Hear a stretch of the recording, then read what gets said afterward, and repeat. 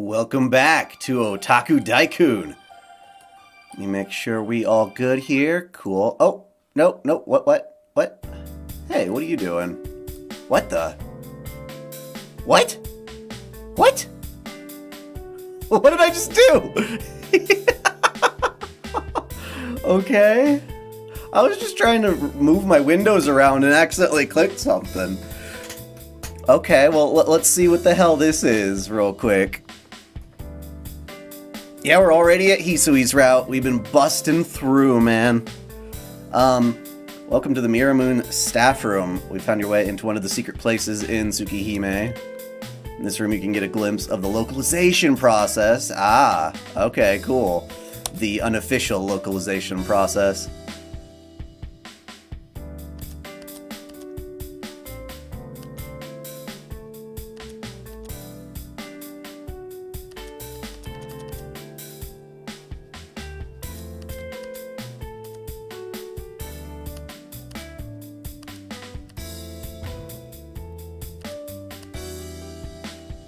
Okay, this is weird. I don't think I've ever seen this before.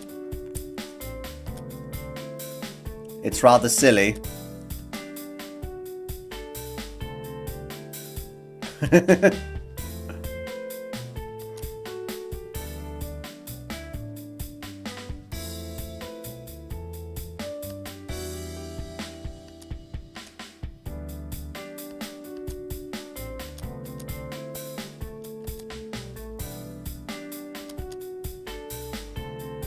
Basically, yes, fan translators are amazing because we wouldn't have...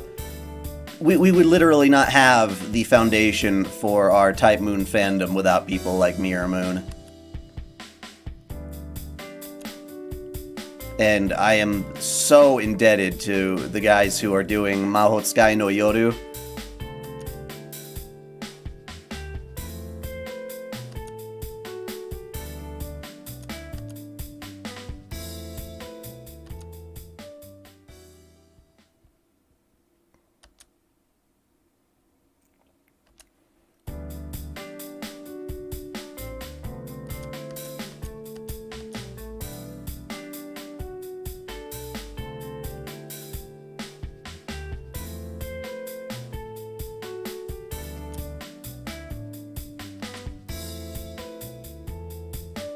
Have I seen a redo of Healer?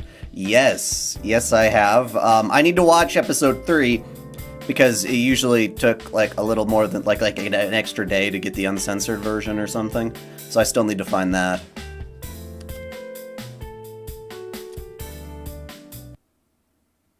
Ooh.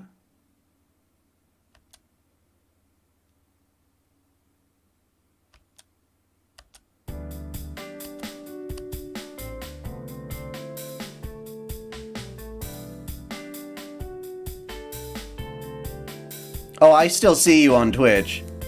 Yamino Raiden, I can see you. I have both chats open.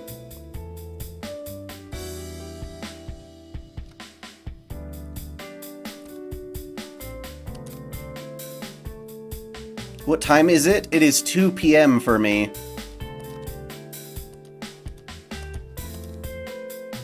There is another secret hidden in Tsukihime? Huh?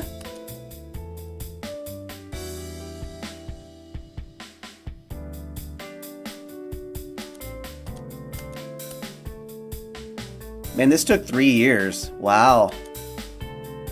That's impressive. Weren't they just thanking themselves just now, though? Huh. What the fuck did I do? What did I click for that? Ah. Oh, okay. That's how I did it.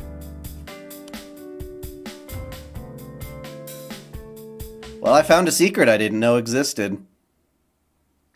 Ooh, thank you, Anonymous, for donating $7. Yes, while I'm waiting for this to go through again, I do want to remind y'all that this is a charity stream for hashtag waifu for lifu, sending the message out that anime fans are good people, love the world, and can tell the difference between fact and fiction, that this is our entertainment, and that anything you think is problematic about it is not really the case. It's just a false narrative.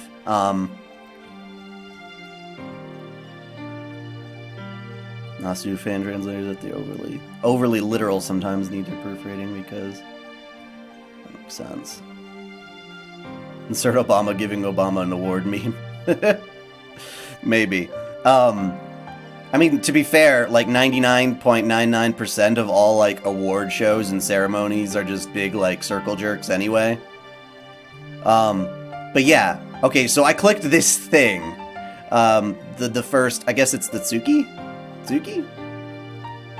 But yeah, in this live stream, we have some goals. If we can reach 1,600 today, I will go through the previous HCGs with the Noble censor, so you can at least get a glimpse of that. Of course, you can look them up on your own, but it's a stretch goal. And then, of course, once we finally hit the $2,000 mark, I'll be releasing my NSFW dai-chan artwork to the public. It's a shower. But with that out of the way, we are going to jump on in and do some Hisui.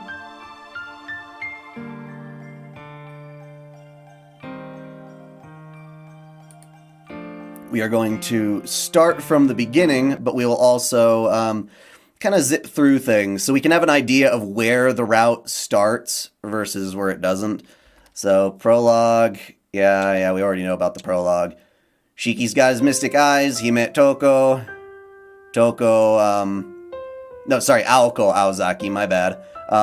Gave him the glasses. His daddy's dead, so now he's gonna go,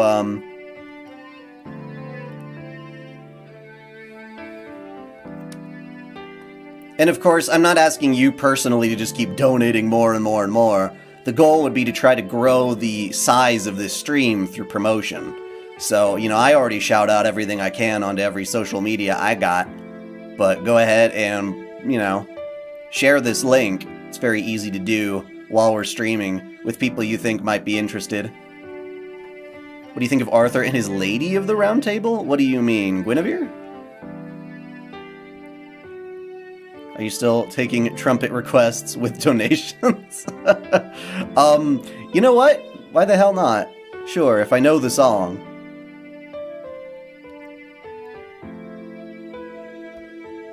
So yeah, his daddy dead. He's going there. Our first choice is to ignore a ringing from the courtyard. So yeah, we'll ignore that.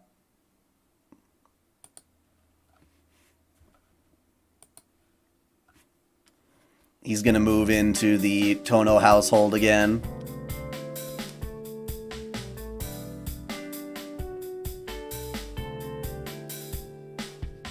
I thought she did have red hair in Mahoyo. Or is it brown? Oh, at the end. Gotcha. So do you think that Redo of Healer is going to get an English dub? Well, you know what? The problem with Ishizoku reviewers is that it was stupid Funimation's fault. They licensed the show, then they dropped the damn thing, and left it in a state that no one else could really pick it up. But Sentai Filmworks has licensed Redo of Healer.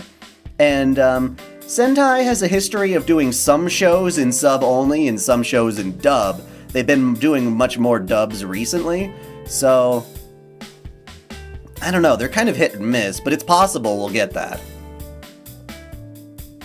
Ah, yeah, you saw. Yes, right now, early access supporters and patrons and things have access to another batch of Fate memes, which won't come out until next week.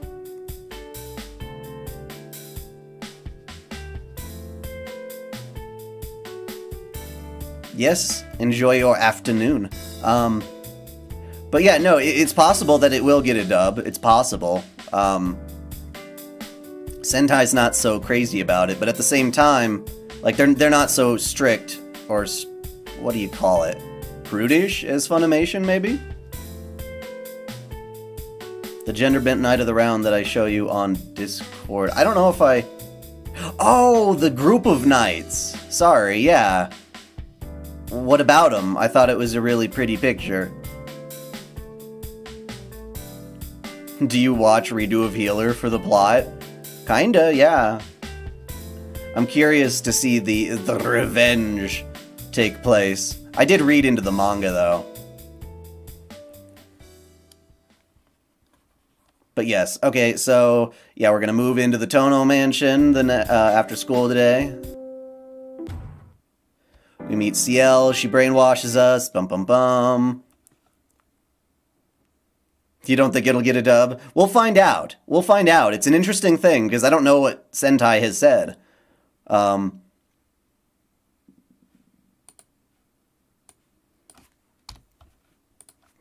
It's lunchtime. We're going to eat our lunch in class for this one.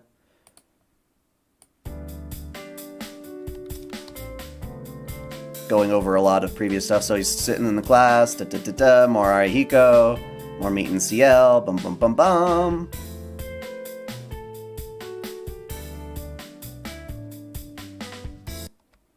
Am I going to do a topic about Redo of Healer? You know what? I've noticed recently, and Ari-chan helped me notice this too, is that I watch so much anime and I play so much games constantly that me releasing 2 videos a week, which is currently what I'm able to produce, is just not enough to express all the things I need to say. So I'm going to be starting a new series called Dai-Time, where I literally just talk about the entire queue of interesting things happening in the anime world that I have an opinion on or a statement to say.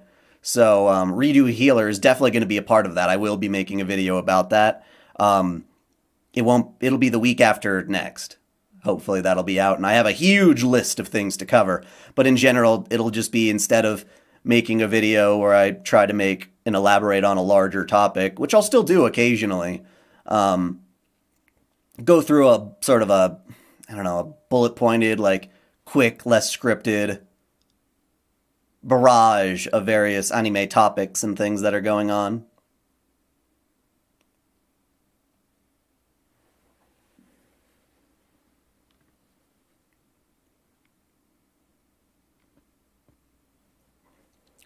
You know what? There are certain VAs that will probably do it just fine. I'm not necessarily thinking that VAs are so prudish that they won't do it. Maybe some of the, like, elites at Funimation have gotten ahead of themselves and thought, I'm above that. But you know what? It all depends on the company. I don't think they're going to get bad PR. I think Sentai knows that if they do dub it, if that's something that people wanted, it's going to be pretty damn successful.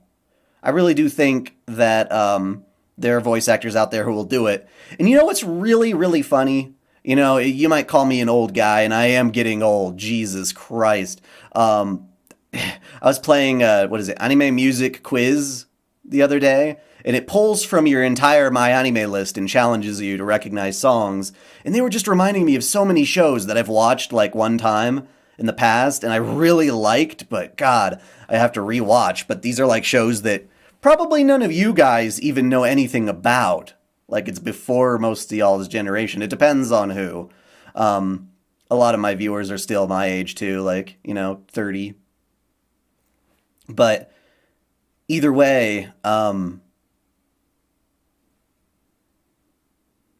back in that time, with, like, Central Park Media and Slayers, there were a lot of voice actors who got into anime first by dubbing the H stuff, the adult content. And it's really interesting. So you can get, are you worried that SJW and Politician will?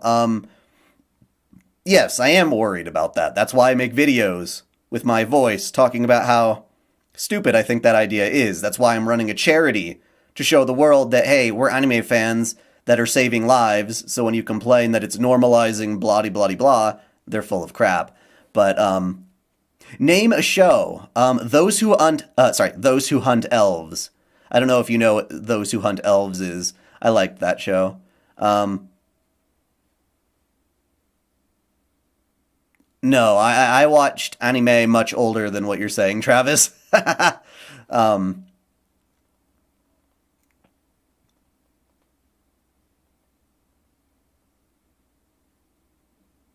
anyway, instead of that, Yeah, a lot of voice actors like Crispin Freeman started off doing adult content. You can hear his voice in a lesser-known hentai called Fencer of Minerva. He plays the main character, I think, under a pseudonym. It's really funny. The Elves Tank Show? Yes, that one.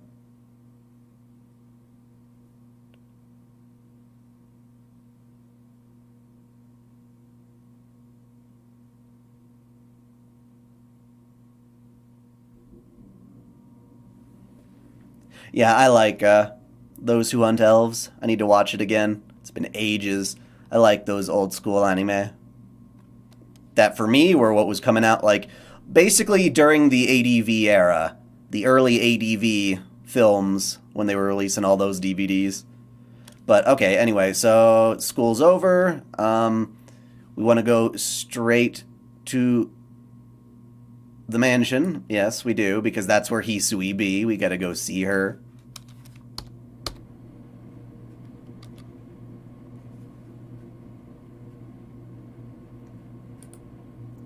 Dragon Maid S. Am I gonna do a review about it? I don't know if I'll do a review so much as I will find something about the show to talk about. Like, I'll cover it, but I think a review, if you just want to hear if I like it or not, that's something I can say very quickly, whereas maybe it'll come as part of a topic that's of a larger discussion. Serial Experiments Lane, definitely. Man, I really wish they dubbed the H scenes. That would be so good. But anyway, yeah, so we're gonna go home. We're gonna meet our Yumizuka. She's gonna ask us, hey, would you save me if I were in trouble? And like us, like an idiot not knowing she's a vampire, say, sure, why not? Not knowing, you know, we're probably gonna kill her.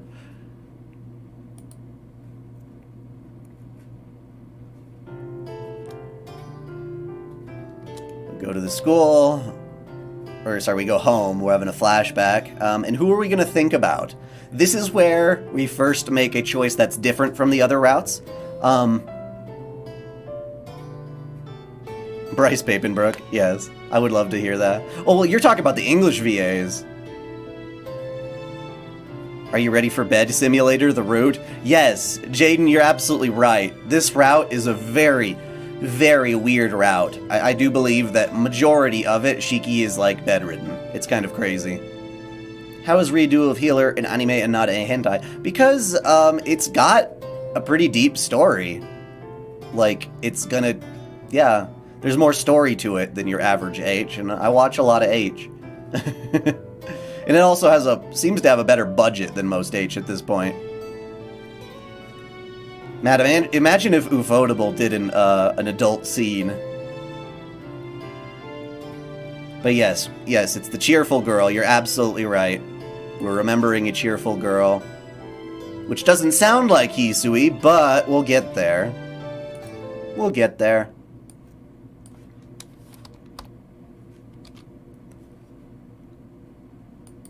Akiha isn't the only person I haven't seen since then. I can't remember all the details because it's been 8 years, but there were other children at the mansion around the same age as me. I don't remember their names, but there were 2 girls who were twins. Father has once said that they didn't have any relatives, so he took them in to work on as servants. That's weird. We played together so often when we were small, but I can't remember their names. Can you get Tsukihime on Mac? I don't think so.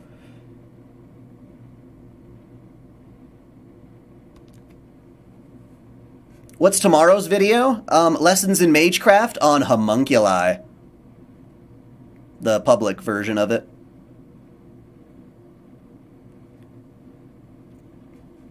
Then next week, I've got another really fun VR chat video where we look at tons more cool Noble Phantasms and things from VR chat with my new computer, which ran the game a hell of a lot better.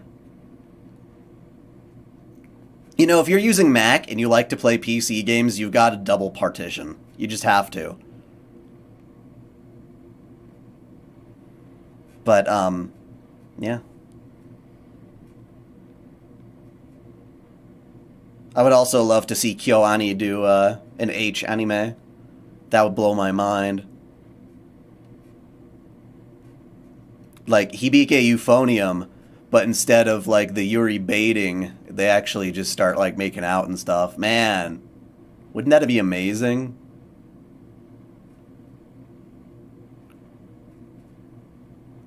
I know there was a scene, but it wasn't the same. She didn't show any full frontal, necessarily.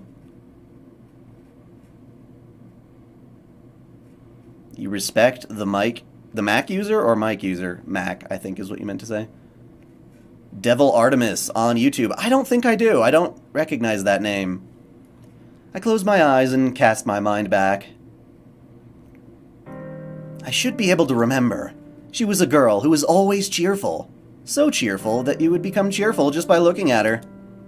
A girl with a carefree personality who was loved by everyone at the mansion. Because she was close to my age, I got along very well with her, and it seemed like every day we would run around the garden together. Let's play together, Shiki-chan. Shiki-chan? Oh, that... You treat me like a child, she would say, and I remember her taking me out of my room after I secluded myself inside. She would often laugh and take shy Akiha's hand, trying to make her play with us. You know what? Yes, Ufotable did do the abuse scene in Kata no Kyokai, although I don't know how much that counts as an H scene, as it was, you know, kind of a tasteful inclusion into the story, like, to bring about that really dark, dramatic sense of it. Like, it wasn't there to be like, ooh, look at this, aren't you turned on? Like, it's not one of those types of things. I'm talking like the Golden Bathtub. I want to see Golden Bathtub animated by Ufotable. That and the Fate route would just, like, either one of those would make me happy. She would often laugh and take shy Akiha's hand, trying to make her play with us. Maybe she was older than the both of us. She would guide me and Akiha to play together, but once we started playing, she would just watch over us. Even Akiha's tutor, the harsh butler, would say, I don't mind as long as blank is with you guys, and let Akiha out to play. As if there was no helping it. In contrast to the girl, was the other one. On the second floor, while we played in the garden, there was always a girl looking down on us, every time I turned to look at the mansion. She was the twin of that cheerful girl, but she would always gaze at us expressionlessly. That girl would never try to leave the house. All she would do is watch us with those cold eyes. Which Kata no Kyokai movie had the H scene? Lingering Sense of Pain. It's the one with Asagami Fujino.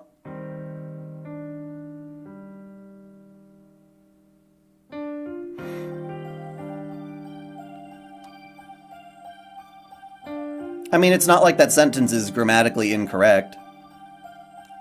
Well, in the end, I only ended up talking a little with her. I wonder if those girls are still at the mansion. While I think about that, I take a white ribbon out of my bag. An old white ribbon that the girls gave me at the very end. 8 years ago, after I was involved in the accident, the day I was entrusted to the Arima family. Right before I was to leave the mansion, the girl gave me this for some reason. I'm just lending it to you, so be sure to return it. Saying something along those lines, she ran off. Afterwards, I was quickly found by one of the servants and taken to the front entrance.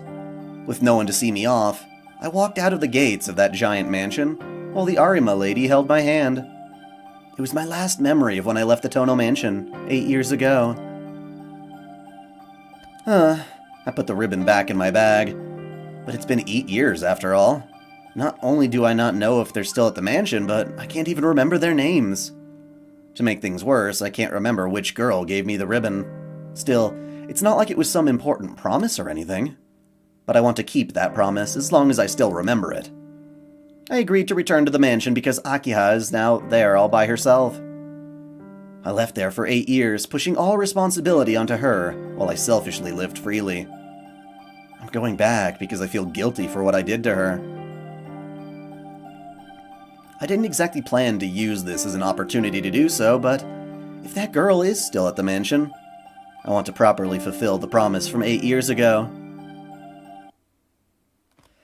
So yes, we've got a cheerful girl and a quiet girl in the window who always watched us as we played. Wonder which girl's which. It's huge. The words escaped my mouth when I reached the gate. That's what she said. For someone like me, used to living in a normal house, the Tono Mansion seems well out of reality. Yes, well, wait a second. You say Ku Lily, but I think what they were trying to say is that it's Setanta, Ku's son. I don't know which one of the two is true. I think it would be better to have Ku's son as an actual character. I wonder if I rushed into this. No, it's too late to start regretting things now. The gates aren't locked. I push them open and head towards the mansion doors. They tower oppressively, bearing down on any visitors. Beside the iron doors is an unmatching doorbell. All right. Shaking off my nervousness, I press it. There isn't any affectionate ding-dong chime from the doorbell. The oppressive silence continues for a few seconds. Then the sound of pattering footsteps behind the door indicates someone's presence. We've been waiting for you. The door remains with a creak. Opens with a creak.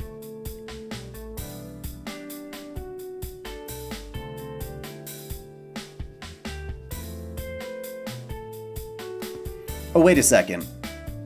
Wait a second. What the fuck did Ku name his kid again? Konla! Thank you, Fraincross. Sorry. And Filler Point, you both got me. Okay, so Setanta is his younger self. So let me double check this. Because that's ignorant of me.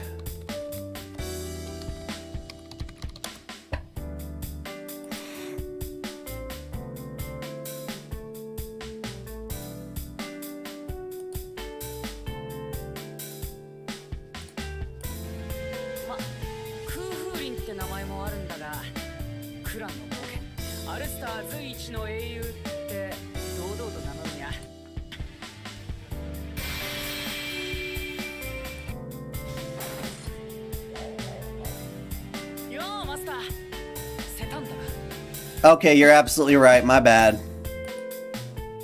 I butchered I mixed up the names. Yes, okay, so Fate Grand Order Arcade did, in fact, get Ku Lily, aka Setanta, his old name. So yeah, we did get that.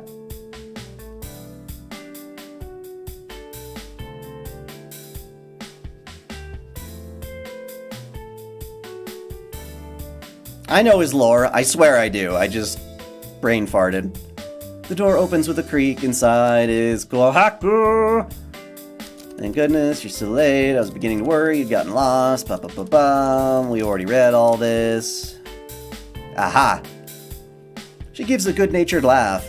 I have no basis for this, but she fits the image perfectly of the cheerful girl.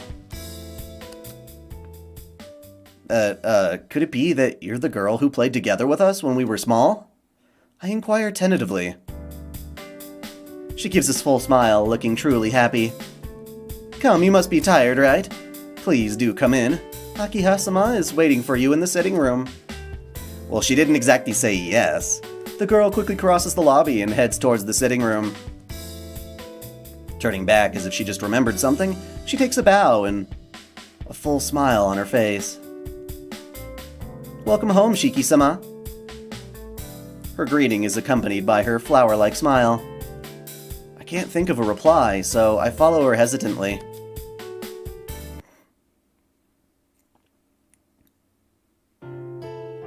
Guided by the girl, I head to the sitting room. Yeah, it is annoying to have FGO Arcade exclusives, considering it's not an international game that we can all play. That's just kind of like, screw you! Personally, I would like to see, what's his name? Sita. I want Sita, not his name, her name, Rama and Sita, but I like Sita. She's very attractive. I would love to have her in regular FGO, as well as, of course, Suzuka Gozen Santa, Gyaru style. Guided by the girl, I head to the sitting room. Seeing it for the first time, bunny bunny bum, bum bum bum. Brought Shiki-sama with me. We're gonna meet Akiha again. We're gonna get introduced to Hisui. It's been a long time, Nissan, says the girl with long black hair and sharp eyes. All my thought processes stop at once. My mind goes blank and I can't think of any words of greeting. All I can do is nod with a yeah. I don't think it can be helped. This Akiha that I've not seen in 8 years is not the Akiha I remember. She's completely transformed into a proper young lady of a noble family. Nissan? I did watch the Einsberg Counseling Room like once. I do not remember it. The black-haired girl tilts her head slightly. Pathetically, all I can say are dumb-sounding things. My mind is turning into somersaults as I try to recognize the girl before me as Akiha. But it seems like Akiha already recognizes me as her brother. You do not look well. Would you like to rest before we talk? Akiha throws a sharp glance in my direction. Is it just my imagination that she looks like she's in a bad mood? No, I'm alright. I was just surprised at how much you've changed, Akiha. People do change over the course of 8 years, Nissan. We're at an age of change, or did you think we'd remain like back then forever? What is this? I can feel the thorns in Akiha's words. Nah, you've definitely changed. You're more beautiful. I ain't flattering you. Let us smash. Conversation, bum. Talking about Daddy dying and bringing us back.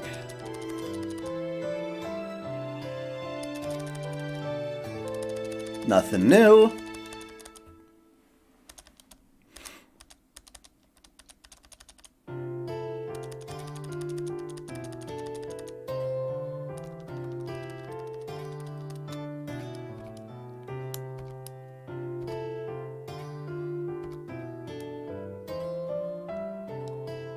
She then looks at the girl standing by her side.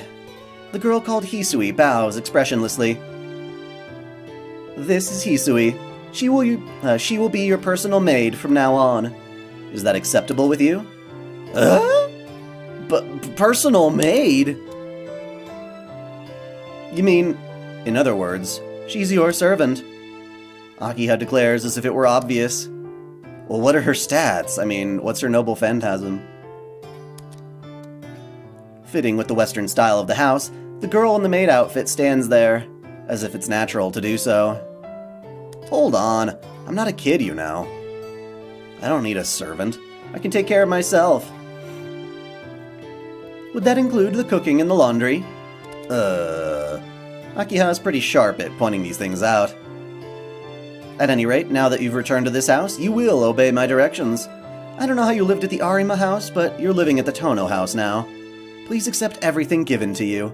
I can't say anything and I drift my eyes towards Hisui. As I expected, she simply looks back at me expressionlessly like a doll. Well then, Hisui, please show Nissan to his room. Yes, my lady. Hisui approaches me with a shadow-like lack of presence. I will guide you to your room, Shiki-sama. Hisui heads toward the lobby. Sighing, I head off towards the lobby too.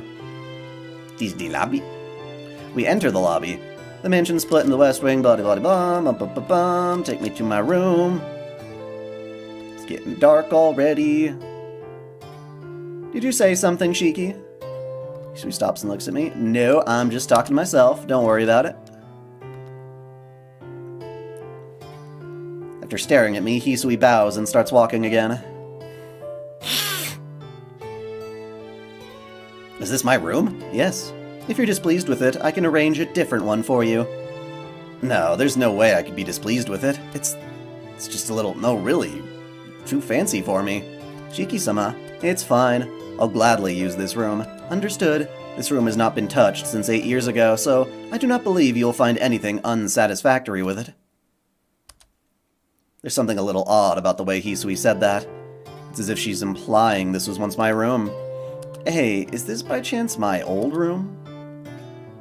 That is what I've been told. Am I mistaken? Hisui inclines to her head to the side slightly. I feel relieved. It seems this girl can express emotion after all. Well, it might be now that you mention it. I do remember it faintly, so it must be so. I can't feel any sense of familiarity about this place at all, but I guess that's what it's like after you leave a place for 8 years. I can't get settled here, though. I was living in a 6.5 mat-sized room until this morning. It's like I'm staying in some high-class hotel. I understand how you feel, but please try to get used to it. From today onwards, you are the eldest son of the Tono house, Shiki-sama. You're right, I've got to do my best to at least look like it on the outside. With a thump, I drop my bag on the table and stretch my back. I've been feeling a little stressed out with everything that's happened so far, but I guess I've got no choice but to adjust from today onwards. Shiki-sama, all of your luggage has been brought here. Is there anything more you require? No, not really. Why do you ask? Did they take real photos to make the backgrounds? Probably. I would not be surprised at all. I think that's one of the beautiful things about visual novels, is they allow you to make a story that's extremely detailed and extremely beloved like this on much more simple means. You don't need to have this entire library of amazing, like, super professional CGs, though we know damn well that, Takeuchi has now become a very top-tier artist.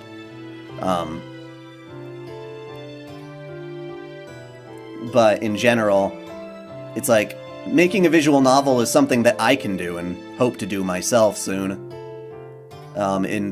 Taking pictures of backgrounds is something that I've definitely considered doing at a certain point, because I have no clue how to make backgrounds, and that shit might be really expensive, at least for like a prototype version of the visual novel, and if it makes money down the line, reinvest to make like a definitive edition where you clean up that kind of thing.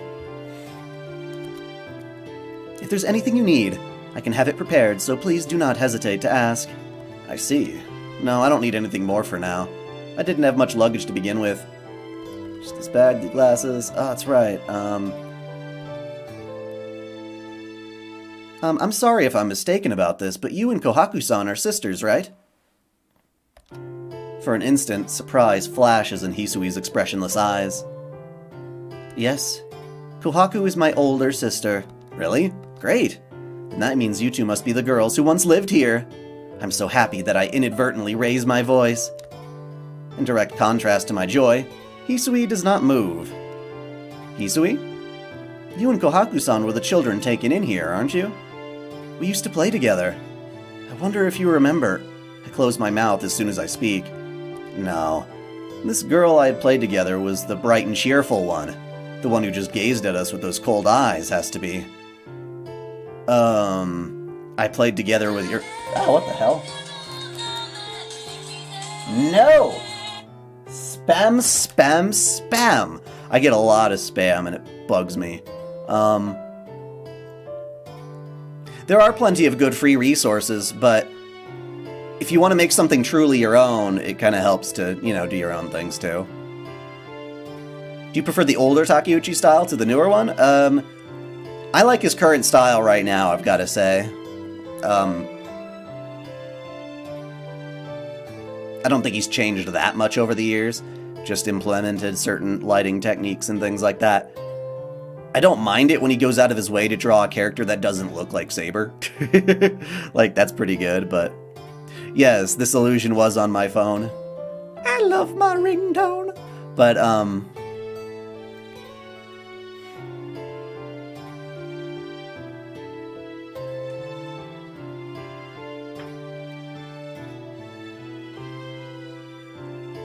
that reminds me, I got awoken this morning by the sound of a fire alarm going off. We've got 2 fire alarms, one for the unit and one for like the entire set of buildings, and it threw me off. Shit was very, very loud. I think they were just testing it because no one had any other reaction and it turned off shortly after. I did watch the cover on Project Mouthwash. It's alright. I think one of the things that's a little slightly cringe about English versions of those things is sometimes the lyrics sound very, not natural in English. Maybe it makes more sense for a Japanese song. It was a great performance. It was very beautiful. I like it. Just one of those things that kind of is tricky, that I think some people do better than others at rewriting lyrics.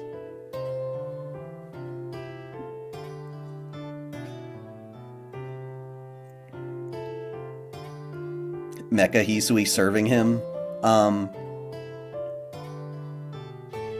I would rather regular Hisui be around than Mecha Hisui, but, you know. I played together with your sister quite often. Hisui? Yes, I know. 2 years before you went out to the Arima household, Makihisa-sama took in Nei-san and I. She speaks as if disinterested. It's good that I know Hisui and Kohaku-san are the twins from my memories, but it seems Hisui doesn't think much of it. I see. I didn't talk to you much. I'm sorry for getting so worked up. You have nothing to apologize for, Shiki-sama. I must also apologize for my rudeness to you when I was younger. Hisui lowers her head. I feel really uneasy. I know Hisui doesn't mean to make me feel bad, but I don't know how to respond when a girl the same age as me says that to me. Do you have any other requests, Shiki-sama? No, nothing in particular. Very well. I shall come to call you in an hour's time. Please relax until then. Well, there's a difference between a realistic... Like, even Fate Stay Night was heavily realistic because they actually used real places as the settings for that visual novel. But they still made hand-painted portraits of all those areas.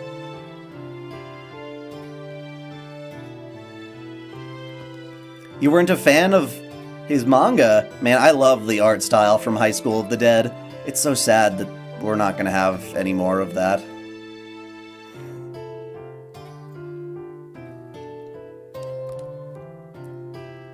By 1 hour later, she must mean dinner.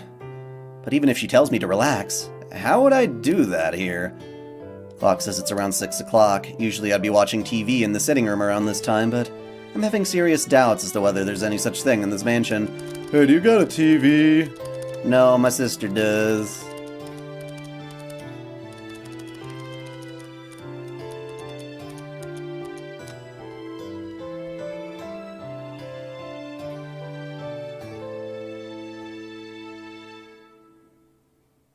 $60 DLLs each?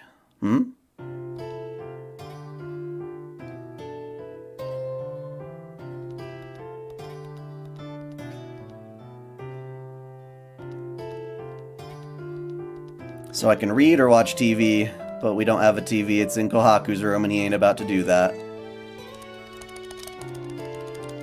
This is all repeat.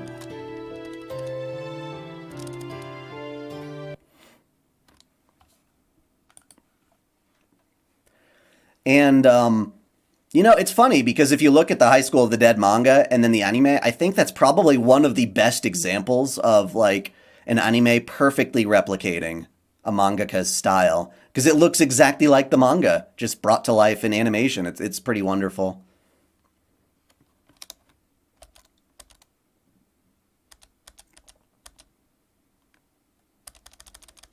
Akiha making fun of our table manners.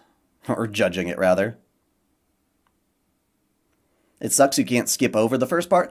Well, DLLs, though.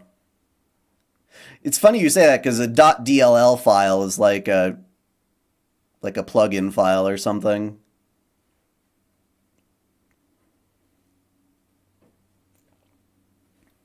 Finishing dinner, I returned to my room. It's only just past 8 at night. It's too early to sleep, so what should I do? We are going to stay in our room, apparently. Because we're not going to go see it in Kohaku's room on our TV, but... I'm just going to stay in total isolation. As if Shiki weren't going to spend enough time in this room in this route anyway.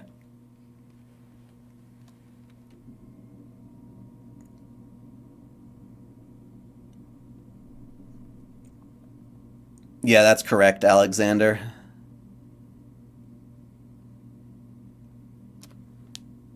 Yeah, the manga goes just a little tiny bit further than the anime ever got to.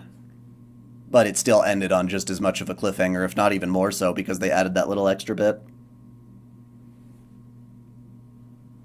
No anime can perfectly bring a manga's pages to animation. No, you're right. But I'm saying, as far as, like, the art style goes, it was very, very, very faithful. Yeah, no, it's weird, because you'll have that a lot. Something like Goblin Slayer, I made a whole video showing off the manga, and how beautiful I thought the manga was, and how the anime, its art style is just so bleh. Like, it was just watered down. That's the best way I could describe it. It just looks more generic anime.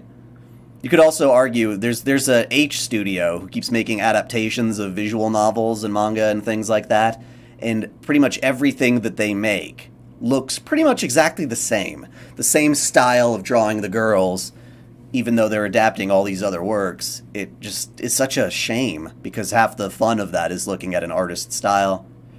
Which is why usually doujinshi and H manga are way better than their animated counterparts, unless they get very lucky. I don't know. It's been a while since I've read these routes. I'll have to decide which I like better. Stressed from dinner, I loosen my shoulders.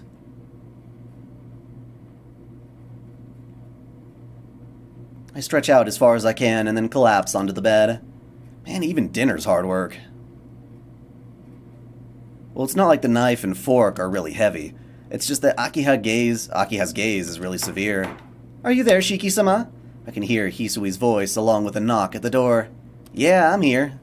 Come in. Excuse me. Hisui enters with a bow. Hello. I've come to make the bed. You may not enjoy watching it, so would you mind relaxing in the sitting room for a while? No, I don't mind watching. I'll just behave myself in the corner, so just go ahead and do your job without minding me. Bouncing up from the bed, I move into a corner. Hisui looks like she wants to say something, but thinks better of it and silently begins to make the bed. Hisui, yes? What is it, Shiki-sama? Oh, you can keep making the bed. There's no need for you to stand up so straight. Hisui doesn't answer. It seems like she's had a servant's education drummed into her. Please, just talk to me while you work. I'm beginning to feel bad because it seems like I'm interfering with your work. If you say so, Shiki-sama, then I will comply. Hisui silently returns to making the bed. Is it true that curfew here is 7? Yes. The main gate is locked at 7, and all the entrances to the mansion are to be locked at 8. It is also a rule that one must try not to go walking around in the mansion after 10. Not even walking around in the mansion? Well, I've got no complaint with that, but isn't that kind of harsh? Akiha and I aren't children, so I don't think you have to go that far. Indeed. It is a rule, however, so please abide by it. You are aware of the recent disturbances at night, are you not, Shiki-sama? Yeah, that vampire thing Arihiko was talking about. Well, as long as something like that is happening, I guess it's better to be safe than sorry. Do you have any other questions? Hisui finishes spreading the sheets and turns around to face me. Let's see. I have all sorts of questions, but I know nothing about Hisui and Kohaku-san. Do you mind if I ask an off-topic question? Yes, what is it? I'd like to know what kind of work you and Kohaku-san do around here. Oh. Do chores, things like that, serve, blah-de-blah-de-blah.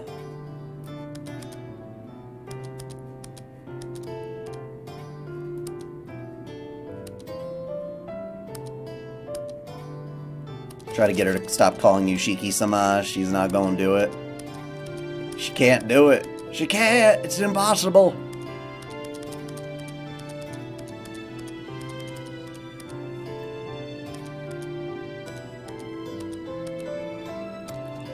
And then she leaves us for the night. Oh. Oh yeah, and then we touch her and she freaks the fuck out. With a whack, she slaps my hand away and leaps back. Huh? It's so sudden that the only thing I can say... That's the only thing I can say. Hisui's expressionless, but she glares at me fiercely. Did I just do something wrong? I am very sorry. Hisui's voice sounds very nervous. I'm not used to being touched. Please forgive me. Hisui's shoulders are faintly trembling. I feel like I did something really terrible. Yeah, I'm sorry. I apologize without thinking. I don't understand why myself. I just feel sorry for Hisui and I lower my head. Hisui says nothing. I get the feeling her stare is calm again. You have nothing to apologize for, Shiki-sama. I am the one to blame. No, well, maybe, but I scratch my head. Hisui stares at me, pausing only to blink for a second. What was it you wanted to ask me, Shiki-sama? That's right. I stopped Hisui because I wanted to ask her something. Oh, I wanted to ask about Akiha. Doesn't she go to a boarding school? That was only during middle school, Shiki-sama. From this year onwards, Akiha-sama has special permission to attend school from home. You mean she goes to school from here? Yes, but it is uncommon for her to come home before dusk like today. Akiha-sama has practice up until dinner, so she is always home before 7. Practice? Practice what? Today is Thursday, so she would have had violin practice. Huh? Usually she's able to return before dinner on weekdays, so if you have anything to say to Akiha-sama, please let Nei-san know after dinner. Hisui bows to say goodbye and leaves the room. Violin practice? What on earth is that? She's not some upper-class lady or anything, so why would she have to do something as bothersome as... Oh wait, she is an upper-class lady. Yeah, come to think of it, my sister, Tono Akiha, is a natural-born upper-class lady. In my memories, she was always the obedient, ever-uneasy sister constantly following me around. As a child, she was always quiet, never having even the courage to express her own desires. She was a frail girl who would always live in fear of a scolding from our father. Yeah, people really do change after 8 years. After 8 years, I've become the me I am now. Akiha has become the person she is right now, too. 8 years is a long time. It's half of our lives up until now. I was absent from this mansion during that vital period where a child becomes an adult. I'm sorry, Akiha. I think things would have been better if she had been with her. If I had been with her during those 8 years. I unknowingly mumble an apology.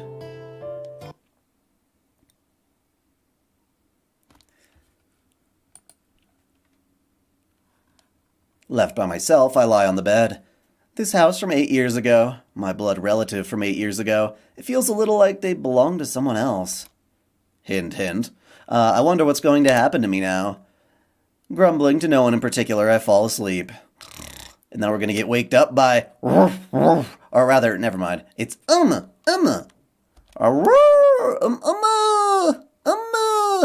Shut up! So we're going to go to sleep. We're going to ignore that because we don't want to go out there and meet Nero Chaos. That's kind of a CL/Arcoade thing to do. The howling continues, but we sleep.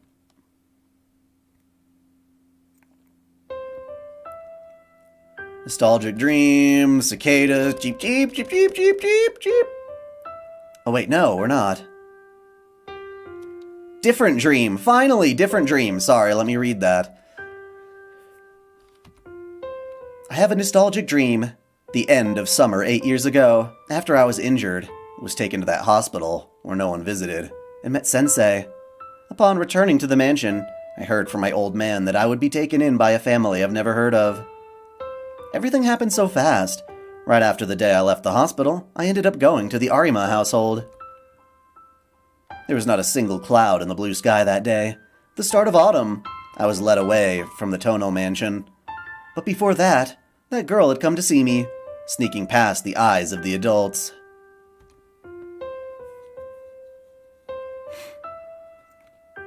When you're about to leave, please come to the tree in the rear courtyard. After being told that, I snuck out from my old man's eyes, and out to the rear courtyard. The sky was blue. Below that deep blue sky that seemed to extend forever, she waited for me. As far as I knew, this was the first time she had left the mansion to come outside. Take this. Saying that, she undid the ribbon that bound her hair and handed it to me. I guess it was her farewell gift to me, but as a child, I didn't even feel happy about it.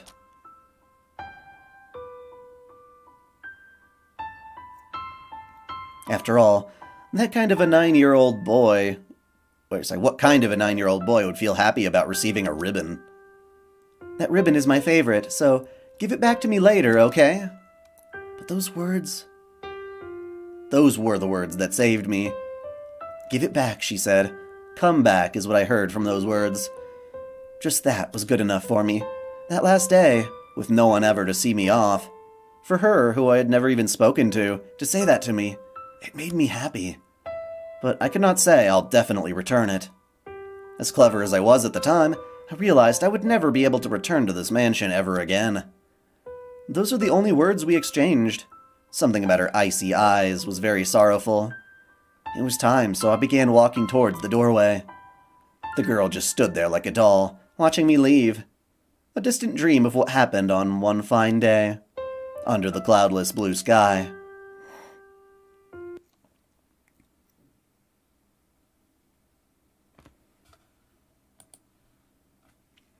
Inversion Impulse 2. Oh shit. Bum bum bum bum. Bum bum bum bum. Good morning.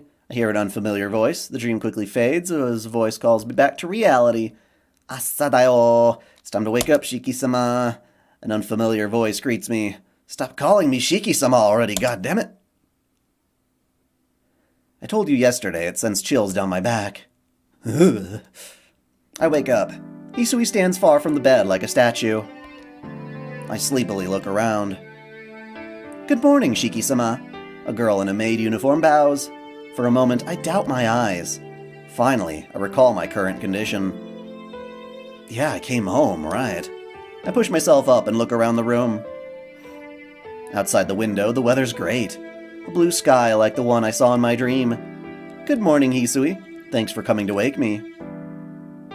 There is no need to thank me. It is my duty to come and wake you, Shiki-sama. Hisui answers indifferently, completely expressionless. Why do you have to be so formal, Hisui? It's really a shame.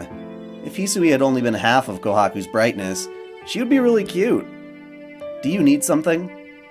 Realizing I'm looking at her, Hisui stares straight back at me. Redo of the Shield Hero? That would be weird. No, nothing at all. Waking up and seeing your face, I just felt like I'm really at the Tono Mansion. Hisui's eyes are like cold ice. Seeing that all of a sudden, something reminiscent of a dream flashes through my mind. I see. I remember it completely. That day, that girl who gave me the ribbon right before I left was the one who always watched us from that window. That is, in other words, it was Hisui. Yes? Did you say something, Shiki-sama? Hisui, do you remember about when I left here 8 years ago? Yes, I remember it. But was there anything special that happened? Anything special? Hisui? Please forgive me. 8 years has passed since you departed this mansion, so even if you speak of those times, I cannot answer with any specific details. What? Does she not remember the promise we made back then? Hisui, you don't really remember about the ribbon? Ribbon? She looks downcast as she admits with difficulty that she does not remember. I see. That's right, it was 8 years ago. Sorry, it's nothing. Just forget about what I said. She doesn't remember the promise. But it isn't anything I can hold against her. Even though it was maybe just a childhood promise, it really did help me face forward in the future back then. Well, time to get up. Hisui, do you know what time it is? Yes, it is now past 7 o'clock in the morning. Okay, that leaves me just a little time then. Stretching my back, I get up out of bed. You say that, but you do not have much time. It takes about 30 minutes to go from the mansion to your school. You only have 20 minutes to eat breakfast and get ready. That's right. This isn't the Arima's house. I'm filled with horror. I was so used to the Arima house being only 20 minutes away from school, but here, I don't even know a shortcut. Your uniform is folded and awaits you over there. Please come to the sitting room after you've changed. He's getting in a lot of excitement over 10 minutes.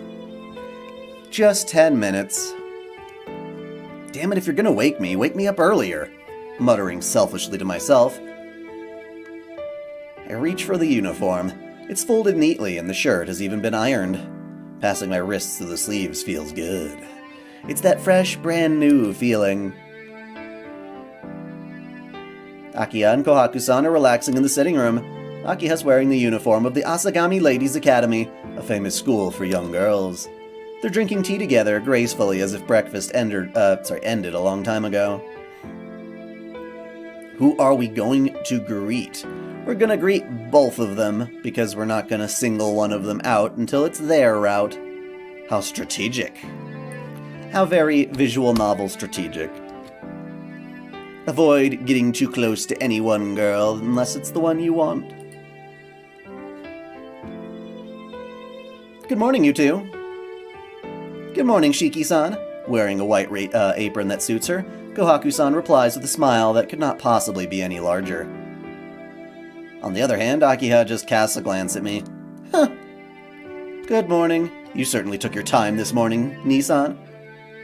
She certainly knows how to put a damper on things. Took my time? It's barely past 7. It only takes 30 minutes to get to school from here, so I'm actually up early. So you're saying you're going to finish breakfast in just 10 minutes? You're not some starving dog, so if you're going to eat breakfast, I'd like you to take your time. Akiha's words really do have thorns. Hello! Akiha-sama? It's almost time to leave, is this alright? I know. Sheesh, don't be worried, so worried over stuff like this on the first day. Muttering some complaints, Akiha stands up. Well, I must say goodbye. Thank you, Anonymous, that is wonderful. Thank you for your charitable donation. I think this is all repeat too, so let me speed through. Apply myself to my studies, what? After eating breakfast, Hisui is there with my bag. Oh, is this the knife time? Yep. Please wait a moment, I've got this nice stabby for you. Oh, it was you, Hyuga Boy. Thank you, Hyuga Boy 22.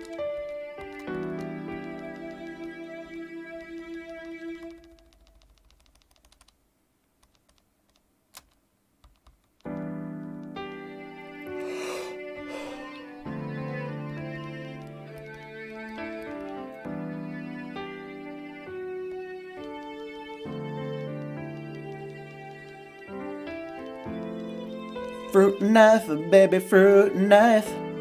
Fruit knife, baby.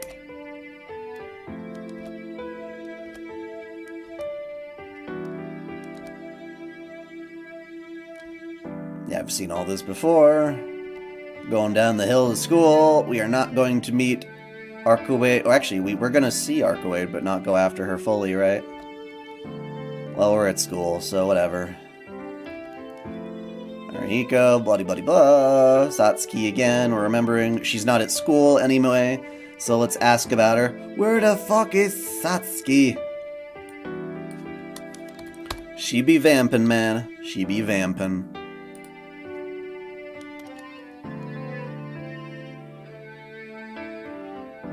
Put Hakaishin Blaze Blue Central Fiction? What? I don't understand the context. Yumizuka's out there.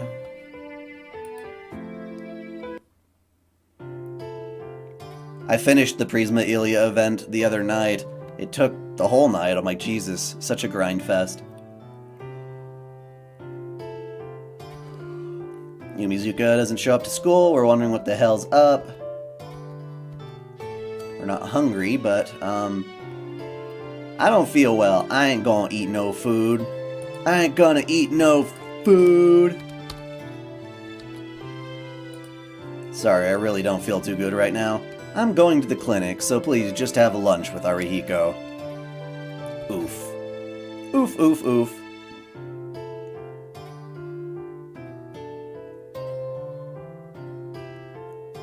So wait, the reprise of the Spear Hero is an actual thing?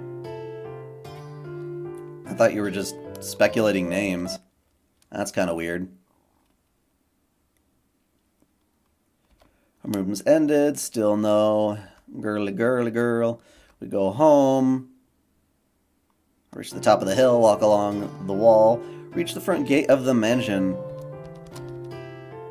Welcome back, Shiki-sama. And standing there in front of the gate, to welcome me is a maid. Hisui stands there like a statue in front of the gate. Thanks, Hisui. Forgive me for asking, but have you been waiting this entire time? No, not the whole time. I have only waited for half an hour. Is there something wrong? She speaks extremely matter-of-factly. Wait a minute. Waiting for me like that is going overboard. I'm really happy that you waited to greet me, but you don't have to go that far. Wearing that and standing so conspicuously, I feel a little embarrassed. Plus, it's autumn. It'll get pretty cold out soon. Hisui is silent. She might be part foreigner, as her blue eyes are like finely crafted glass, but... staring at me lifelessly without emotion. Nat4K donated $10! Thank you for supporting the Red Cross and defending anime as a fandom. A brief silence ensues. I understand, and starting tomorrow, I will wait in the lobby. Hisui gives a brief bow and opens the gate. After that, she resumes her immobile depiction of a statue. After I walk through the gate and enter the garden, she quietly follows behind me. When we reach the entrance, Hisui whooshes past me. Ugh! I'm very sneaky, sir. Have you seen Mr. Deeds? I instinctively jump back. Ah. It's crazy that every single light novel has a manga, too. I'm like, Jesus, pick one, and just make only one of them. What is it, Shiki-sama? No, nothing. It's nothing. She silently opens the front door. She must have moved ahead of me to do so. Walking behind her master until the turn arises and quietly fulfilling her duty. Perhaps that's the duty of a maid. But it makes a normal person like me a little nervous to have her attending my every move. This isn't good at all. This just makes me feel like a perpetual guest in my own home.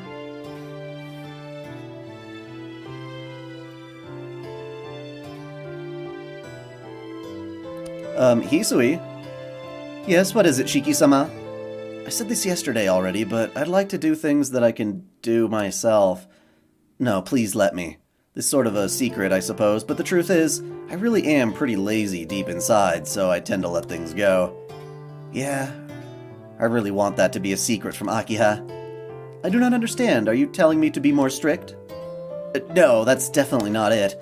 I just want to live as relaxed as possible. I am deeply sorry. I do not appear to understand what you're saying, Shiki-sama. That's why I'm saying you don't have to look so serious. This is troubling. Last night, when I talked to her a little about this, I had a premonition, but I didn't know she took things this seriously. Sheesh, what I'm saying is you don't have to worry about me. I don't mind being helped with things like laundry and cooking, but other than that, I can take care of myself.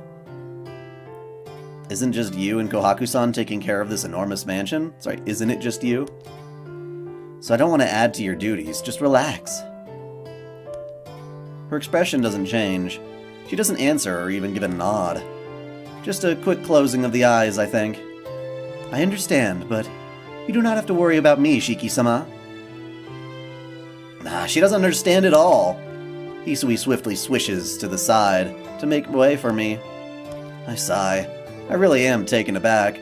All this devotion really does make me happy, but I think it'll be good if she was just half as cheerful as Kohaku-san.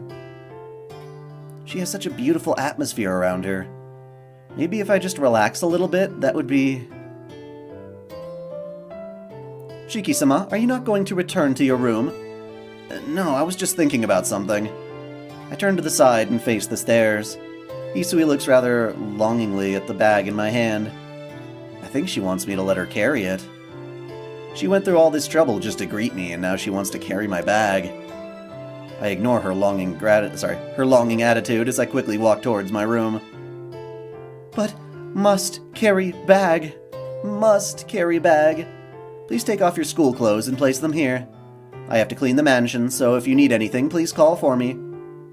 Hisui, you clean the mansion? I wonder what Akiha and Kohaku-san are doing. Akiha-sama is in the salon taking care of Makihisa-sama's business and inheritance matters.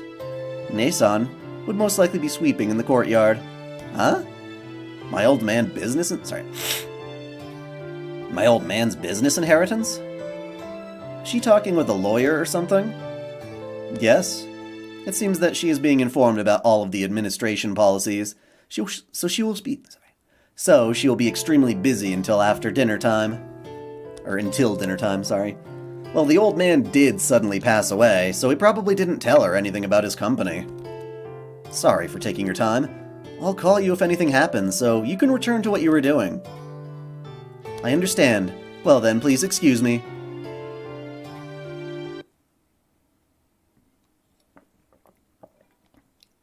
I'll change out of my uniform and into some normal clothes. The clock says it's just past 5 o'clock. It'd be a waste if I just spaced out in my room, so let's go bug Hisui while she's doing her work, because that's what we do.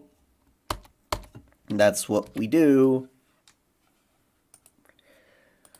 We bother the cutie. That's right. She's been taking care of me since yesterday, so if I have time to fool around, I gotta go help Hisui.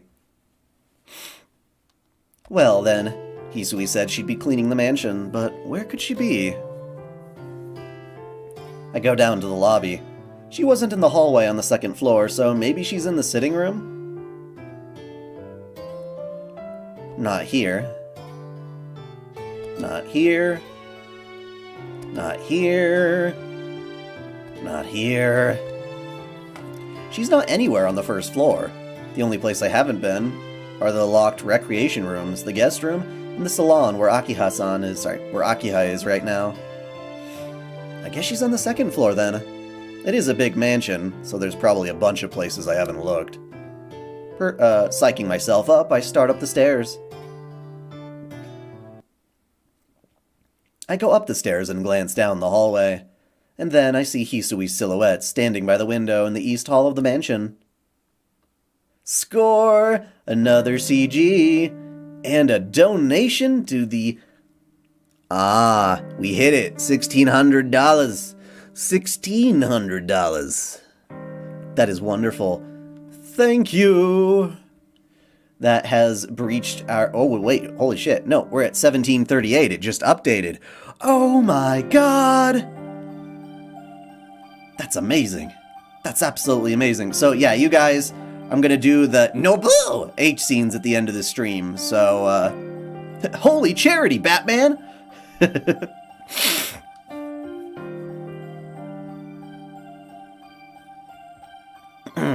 That's very generous. Thank you so much. And yeah, so we'll have a bit of a prize at the end of this stream. Hisu... My voice dies in my throat. In the middle of the hallway, in the twilight between light and shadow, Hisui stands motionless. I can't speak. Something about her seems dangerous. Hisui lingering in the gloom of this Western-style mansion. She seems so incredibly beautiful, but at the same time, a chill runs through me, as if I were looking at a ghost. She doesn't even move a finger. She simply stares outside the window. That window. Is that the same one she watched us from back then?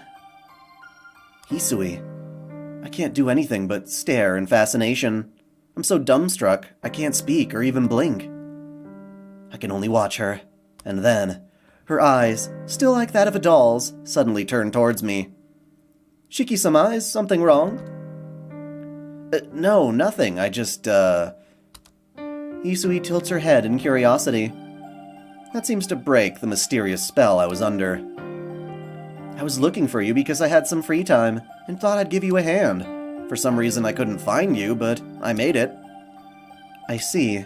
But Shiki-sama, there's no need for you to do that. Please return to your room. Hmm? I thought it would turn out like this. Hisui doesn't want me to do any of the work. But Hisui, I don't have anything else to do. I don't like just doing nothing, so I thought I ought to pitch in. Shiki-sama, you may say that, but there is no longer any work that you might assist me with. The only thing that remains is to arrange Akiha's bedroom. No males are allowed to enter Akiha's bedroom. Not even you, Shiki-sama. Ooh. This scene hits so much harder, huh? Well, that's definitely true, but it is a little cruel. She didn't have to emphasize that last part. Please excuse me, I have to finish my duties.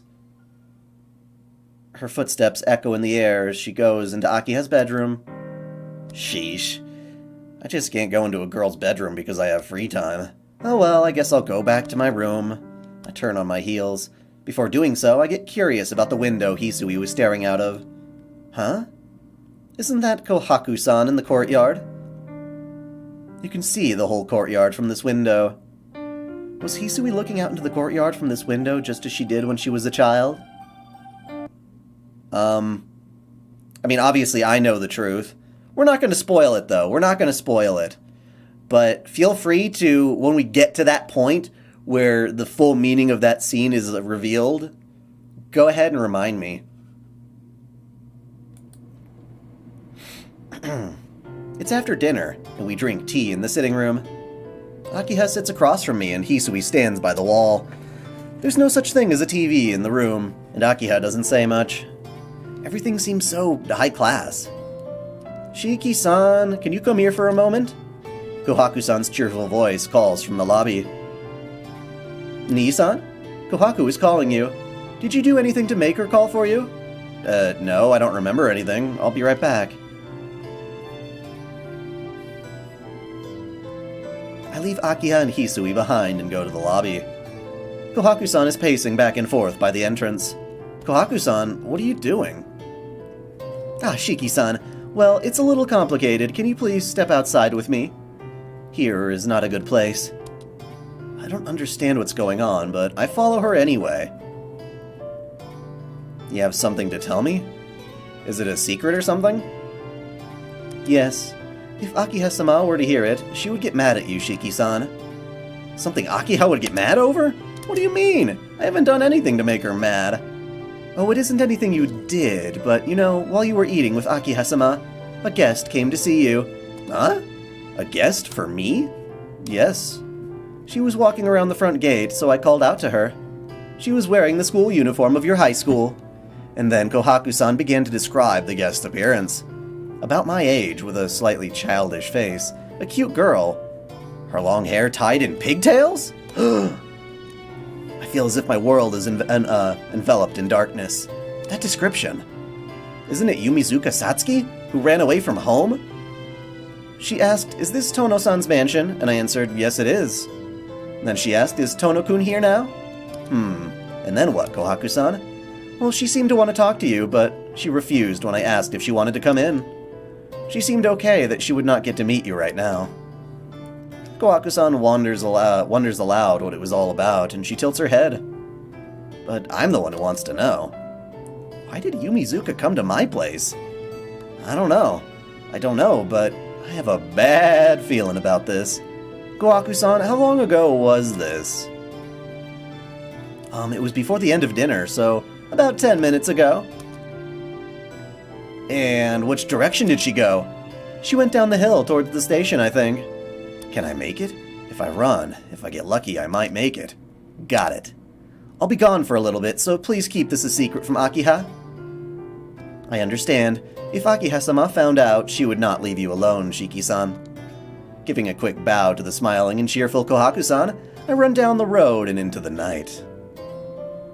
Satsuki, I need you! Panting with all my strength, dashing with all my strength, I run towards the station.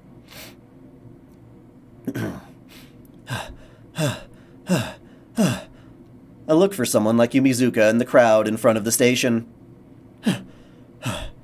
I'm out of breath. My legs are painfully aware of how fast I was running, and they stop. I knew it wouldn't be this easy to find her. Trying to control my breathing, I start to run again. I don't see Yumizuka Satsuki anywhere. It's only natural, but I can't seem to get up that easily. Give up that easily. That's what she said. I don't think it's because I'm worried about her. It's just that I have this terrible premonition. That's why I'm running like this. I'll be going. Bye-bye, Tono-kun. That was a goodbye just like any other. A truly happy, gentle smile. That was not the face of someone who'd run away from home. Tono-kun, help me when I'm in a pinch, okay? Yeah, it really is that simple. I just don't want to betray that smile. I panned with exertion. I don't see her in the park, either. There wasn't a way for her, to find her from the beginning. I should just give up and go back to the mansion. You know, if you want to get bothered by my panting, go for it. Still, I try to look for her as I turn to go back through town. I come to the front of the station once more. It's already past 9. It's probably because all of the recent serial killings that the area around the station is quite empty already. At that moment, Yumizuka. For an instant, I doubt my eyes, but the back of the figure in front of me, it resembles Yumizuka Satsuki too much. Yumizuka walks quickly in the midst of the crowd. I can't tell for sure. I may have been wrong, but I decided I should catch up to her and call out to her. "Wait, Yumizuka-san!" I shout while running. Did she hear me? Yumizuka quickly turns around to face my direction. That face, there's no confusing it. The girl walking ahead of me is unmistakably Yumizuka Satsuki, and the expression on her face wasn't frightening. But I feel a chill run through my spine. My heart starts to pound quickly. The back of my head throbs heavily, and my throat is burning. What is this? It's weird. The inside of my body is burning. I feel dizzy as I'm in the grip of a terrible fever. In that moment, Yumizuka begins to walk again. "Wait, Yumizuka-san!" I call out, running. Yumizuka walks unsteadily, not turning, and she's probably going to head to that, alleyway. We follow her into the alleyway. Bum bum bum, bum bum bum bum, bum bum bum, bum bum bum bum. It's late. It's late.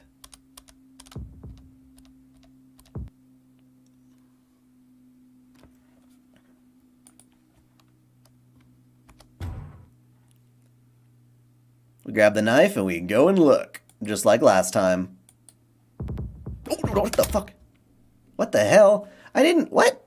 You're a toggle. Did I have you held down? Did the control key stick? Jeez, that scared the shit out of me. Okay. Man, Hisui's route has a lot fewer choices than I remember.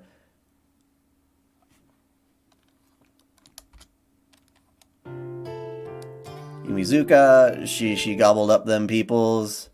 She's gonna give us that freaky, "Yes, I did it, look." Yeah, we've already read all this. She's struggling.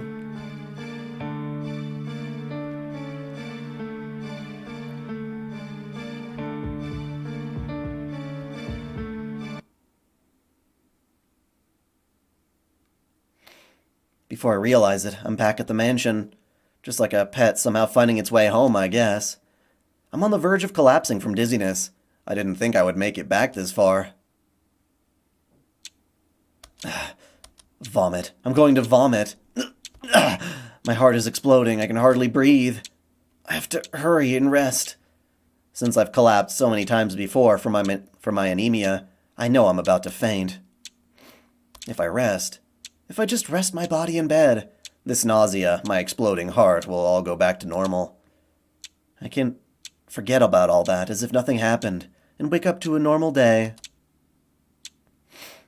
Shiki-san? You have returned? Kohaku-san. Okay, let me clarify real quick on the whole remake not having H-scenes thing. It is not necessarily the fault of Sony, although Sony is certainly not helping, but I will say that there has never been a visual novel released on a home console that has had those adult scenes. You know, it could show you bikinis and stuff like that, you know, YouTube-ish, mildly friendly kind of things, but not like actual H scenes. The only times that those happened when they were on PC. So tons and tons of visual novels got started as eroge that had the H scenes in them, and then they were ported from PC when they got more popular onto a more common console. And at that point, just like Stay Night with Rialta Nua, they trimmed out all the H stuff and plastered it onto the home console. So basically, you will never see in a Japanese released game anything more than you would see from a naked Barbie doll. basically. And no, Nintendo doesn't show that stuff either. It's Japan in general. There is no rating for Japanese games for a home console that shows explicit full frontal nudity, which is why anything that goes to Japan actually gets censored there.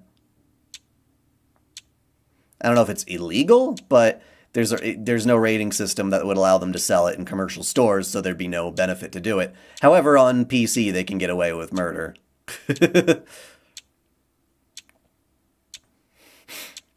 So it's mostly the fact that it's going to be a console game and not a PC one that's the biggest reason there won't be H scenes. If they did put it on PC, that would be another story. And maybe it eventually will, but the odds of them adding H scenes to a PC release are unlikely, because they usually put the H scenes in there as a selling point in the first place.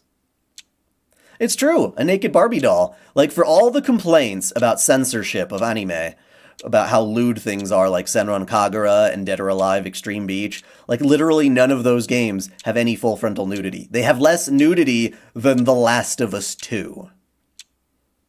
Which nobody wanted to see. The only real reason they're complaining about the anime is because people like it.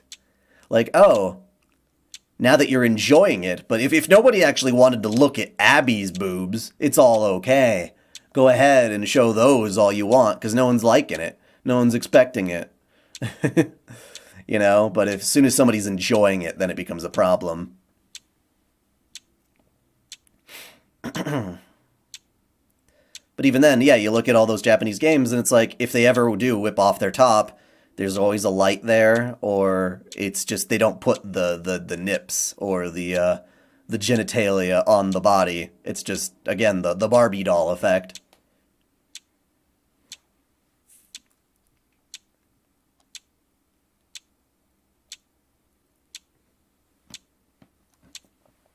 Well, that's the thing. It sucks. Yes, he doesn't have to put the porn in his games, but boy, do I wish he would. And yeah, I do think the scenes make perfect sense in these stories.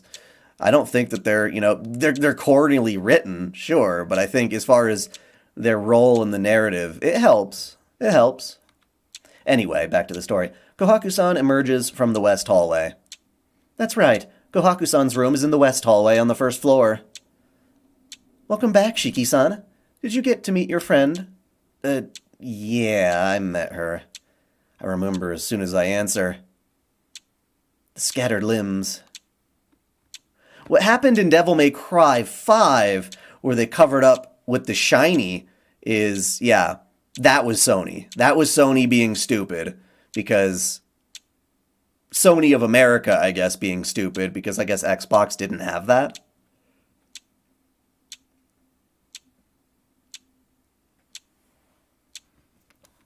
The scattered limbs, face, face, face, face. The blood-stained alley. Yumizuka's laughing face and her bloody hands. Sorry, I'm going back to my room, so please go back as well, Kohaku-san. I don't feel like talking with anyone right now. I'll leave Kohaku-san behind and go up the stairs. I collapse on my bed. I mean, yeah, the idea that people wouldn't be having sex is just stupid. Like, come on, be real, man. Don't be so afraid of it. You know, you're allowed to have stories where you, like, rip open people's intestines and all sorts of nasty guro-y type stuff, but then you freak the heck out at a little bit of H. My chest rises and falls as I take deep breaths. My mind feels faint. Dizziness overwhelms me. Even if it means passing out, I just want to go to sleep right now.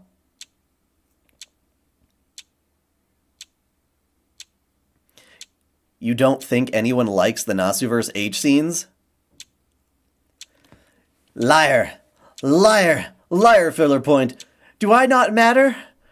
Does my OtakuDaiKun legacy, for his whatever you could call it, not matter in this conversation? No, I worship those H scenes. They are wonderful, fantastic.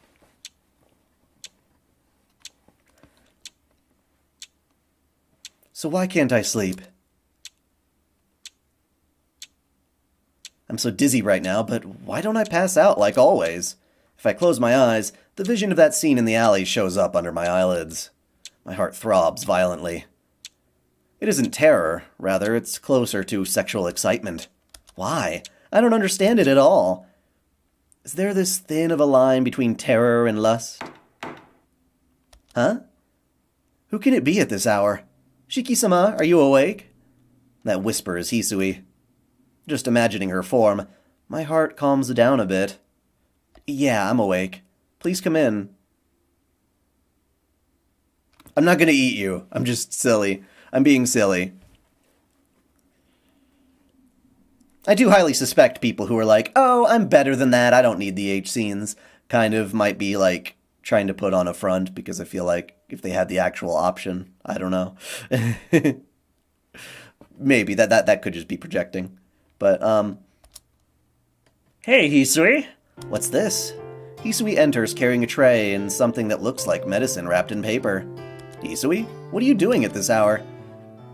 Shiki-sama, you seem to have trouble sleeping, so I brought you some medicine. Huh? Oh, that's right. But how did you know? I heard it from my sister. She told me that you were very tired, so I should give extra care. I see. It was Kohaku-san. She must have seen how bad my face looked when we met in the lobby. And this medicine is? It's a sleep-inducing medicine.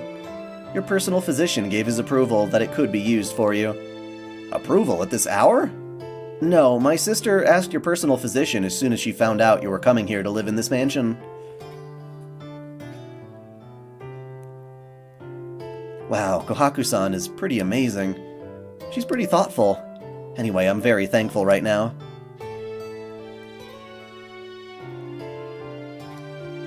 You know what?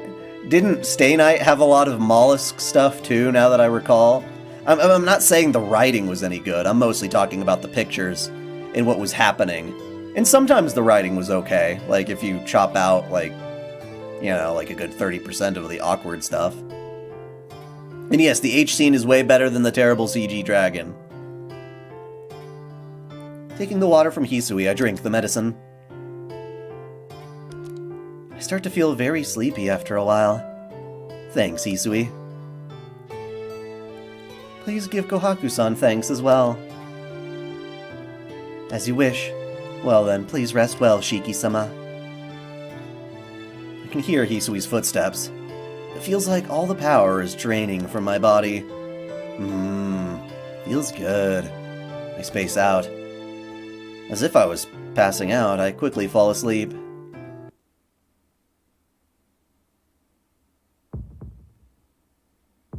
Is this a dream? A red alley. The same back alley that I was in before. Where Yumizuka Satsuki is killing, luring appropriate passers-by into the back alley, mercilessly killing them from behind by twisting their necks like a damp cloth, then plunging her teeth into them. 1 person, 2 people, 3 people, 4 people. How dare she do those things without me? As if in a dream, indulging herself in drinking blood, Yumizuka tears apart the 4 dead bodies and continues licking the blood. A crimson world, but I don't feel it's sick or detest it at all. Pathetic, pathetic, pathetic. A knife in my hand. My breathing is out of control.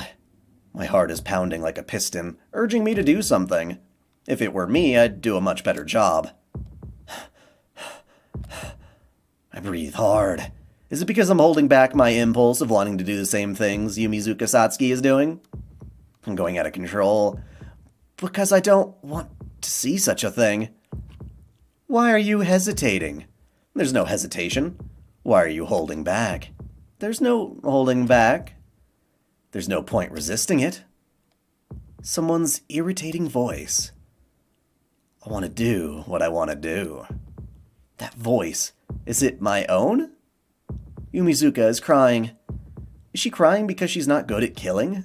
Or is it because she's in pain? I don't know. Worthless. Is it alright to think so?